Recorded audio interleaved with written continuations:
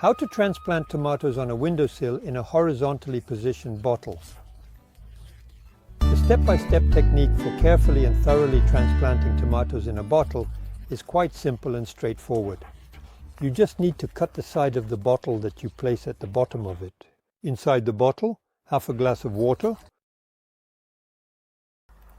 And now we will put our potting soil on top, about half a liter of potting soil.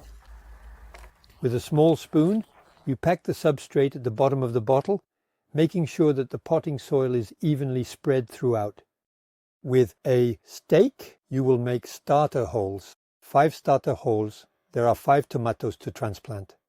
1, 2, 3, 4, and 5. Still using the small spoon, we will take tomatoes that were previously sown in another bottle. And I take the tomatoes. I slide the roots to the bottom, standing straight, slightly burying my tomato plant, and I continue my transplanting as I go along. You can place 5 tomato plants, 5 tomato plants that you will set up. On the windowsill, the temperature is 18 degrees with plenty of light. And when your tomatoes are well developed, like this, you can then transplant them into a 7 centimeter pot, still in the warmth, still at 18 degrees.